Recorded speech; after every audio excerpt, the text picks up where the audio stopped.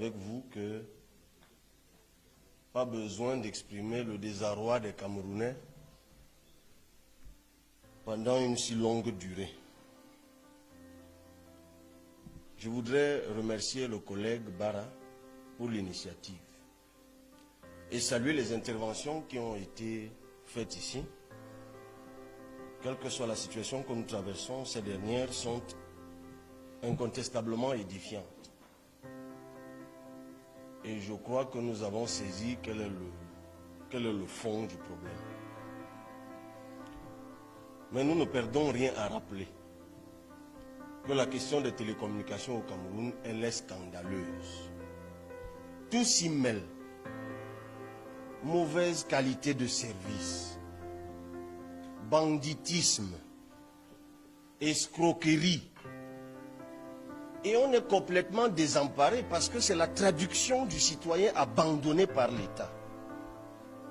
Vous avez un amoncellement d'institutions là-dedans. Je ne parle pas d'opérateurs, soyez tranquilles. Parce qu'en ce qui me concerne, il en est des télécommunications comme de l'énergie au Cameroun. Nous passons le temps, nous ici, et nous tombons dans ce piège, à déferler, à déverser notre colère sur des commerçants. Je le dis souvent de Eneo quand on parle de l'énergie, c'est un commerçant. On est dans un pays où nous produisons nous-mêmes notre énergie, nous transportons nous-mêmes notre énergie et nous-mêmes nous déclarons un matin que nous sommes incapables de la vendre. Alors nous allons chercher des fonds anglais pour la vendre et après nous nous plaignons devant le vendeur. C'est pour ça que moi je ne parle jamais de vendeurs. Donc MTN, Orange, Nextel, je m'arrêterai tout au plus pour rassurer le compatriote qui a lancé un cri de secours ici, celui de Nextel notamment, qui fait face à beaucoup de soucis juridiques, pour lui dire que nous avons entendu, nous ferons ce que nous pourrons. Un opérateur compétitif de plus, ce n'est pas mauvais. Mais pour les autres, vraiment, ils font du commerce.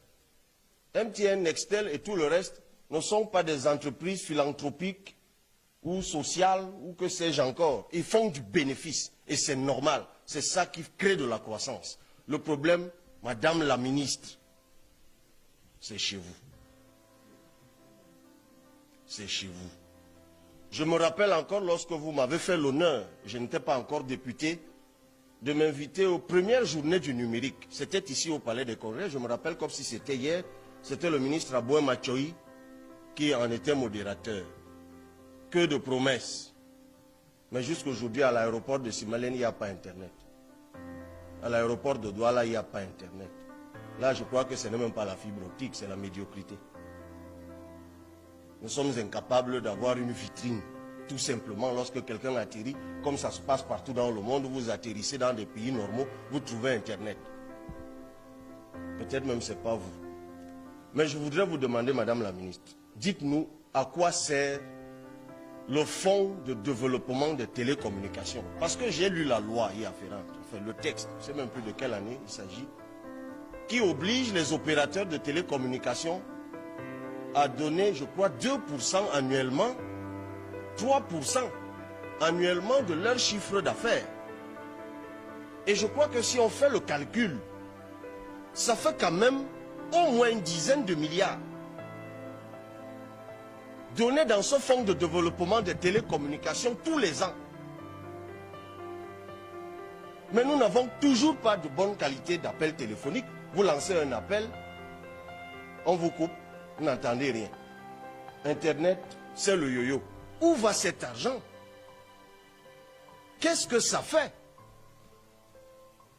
Où est-ce qu'il y a développement des télécommunications? J'écoutais MTN tout à l'heure. Seulement pour l'année dernière, 200 coupures, je crois. Il a donné le chiffre de la fibre optique. Ok, nous avons décidé de conserver notre souveraineté sur la fibre optique. Ce n'est pas mauvais. En théorie, l'idée est bonne. Mais nous sommes incapables de l'entretenir, mais ce n'est pas étonnant. Moi, j'ai vu ces gens qui... C'est Camtel. C'est vous qui l'installez. Moi, j'ai vu les gars installer la fibre optique souvent dans l'arrière-pays. Vous-même, je ne suis pas technicien. Mais quand vous passez là, vous les regardez travailler.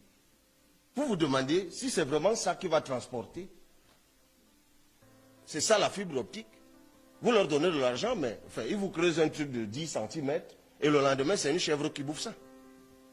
On n'a même pas besoin d'un attentat pour ça. Je vous parle des choses que je vois. Excusez-moi d'avoir ce ton parce que j'exprime mon exaspération. Je veux bien qu'on affiche tout le temps de grosses ambitions de numérisation et de tout ce qu'on veut.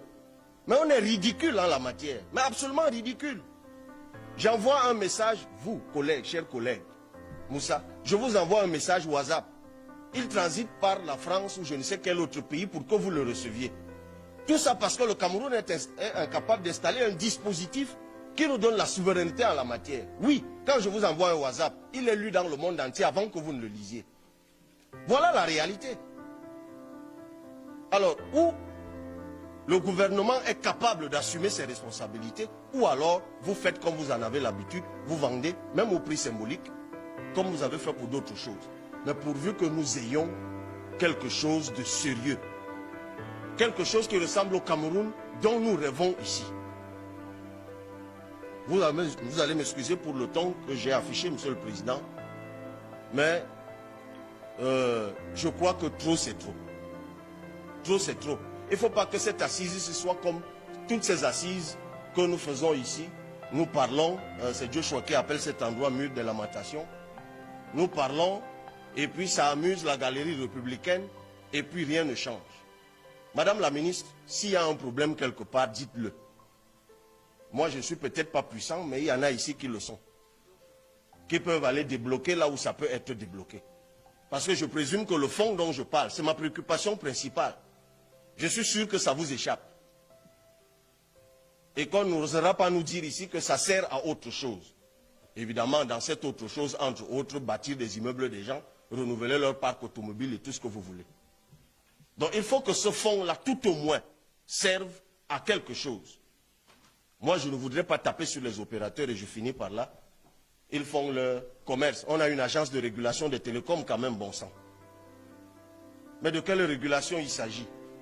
Puis-je aller là-bas me plaindre et trouver une solution? On les accuse tous de copinage avec tous ceux qui, effectivement, font du bénéfice sur nous.